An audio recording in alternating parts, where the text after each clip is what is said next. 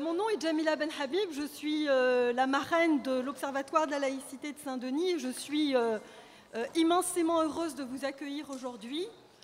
Je suis même émue de votre présence pour cette deuxième édition que nous avons voulu donc signifier sous le signe de l'universalisme. L'année dernière, nous avions organisé une première édition avec nos amis de Charlie Hebdo qui s'intitulait « Avec Charlie, laïcité, j'écris ton nom ». Et nous avions comme invité d'honneur Ensa Faider, qui est l'épouse de Raif Badawi. Vous vous souvenez, ce blogueur saoudien qui est emprisonné depuis 2012 en raison de ses idées, en raison de sa défense de la liberté de conscience, de la liberté d'expression.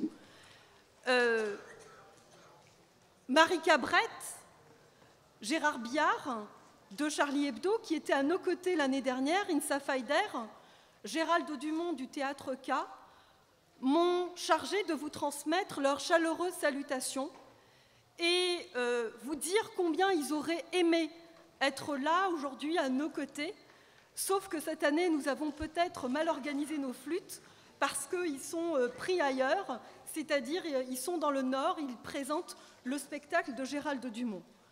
Mais cela étant, ils sont avec nous et nous sommes avec eux en ce mois de janvier, donc, qui nous rappelle à tous combien la solidarité est importante. Cette journée, donc universalisme en question, nous l'avons aussi organisée avec notre partenaire, donc, qui est Réseau 1905, une jeune organisation d'activistes qui a pris son envol il n'y a pas très longtemps parce qu'elle a souhaité exprimer son envie, son souhait de résistance avec de nombreux laïcs et de nombreux féministes. Et nous sommes immensément heureux de pouvoir compter évidemment sur ce partenariat qui est précieux.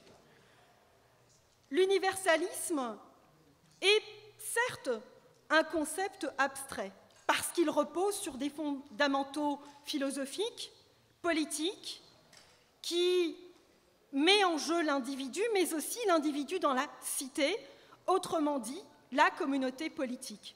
Donc, pour s'interroger sur ces différentes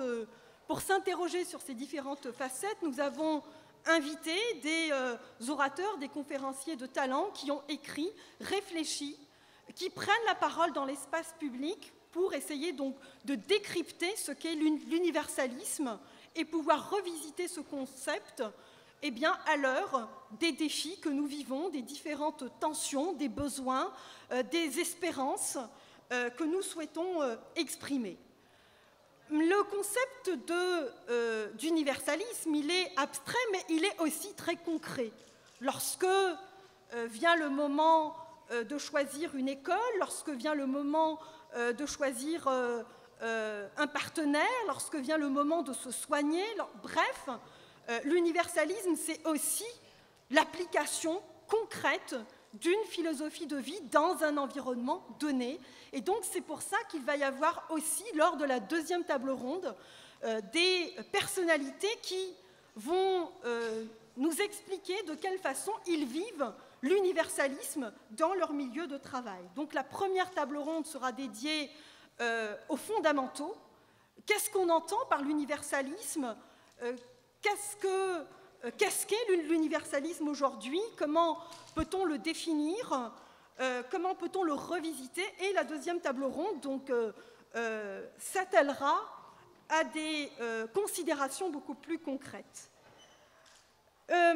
Cette journée, elle se passe donc à Saint-Denis avec une présence associative, donc des gens qui vivent à Saint-Denis, qui travaillent à Saint-Denis, qui militent à Saint-Denis. Donc il y a un espace associatif donc important, donc marqué par la présence donc de citoyennes et de citoyens de Saint-Denis, mais aussi des partenariats associatifs qui viennent d'ailleurs, donc qui viennent de l'ensemble de la France. Et je voudrais sincèrement remercier nos partenaires qui viennent de loin, de Marseille par exemple, qui nous font l'honneur aujourd'hui d'être à nos côtés. Donc qu'ils soient immensément remerciés.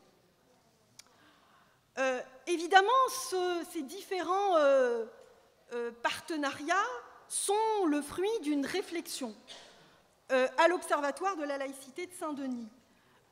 Notre rôle, nous le voyons comme étant un rôle de fédérateur.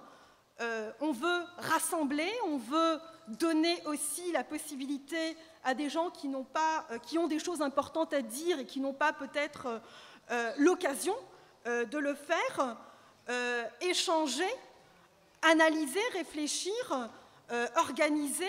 Bref, c'est ainsi que nous envisageons notre action citoyenne. Ici, vous êtes à la Bourse du travail de Saint-Denis et c'est grâce à la municipalité de Saint-Denis que nous avons obtenu donc, cette salle gratuitement. Nous sommes reconnaissants donc, à cette mairie de nous avoir permis d'organiser un tel événement.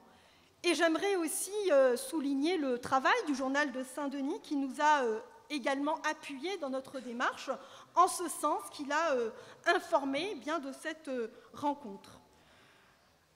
Parmi les associations dionysiennes qui ont vu le jour ces derniers mois, notons la présence parmi nous donc, des Résilientes, donc une organisation féministe, laïque, solidaire avec les femmes du monde qui se battent aussi dans un esprit universaliste.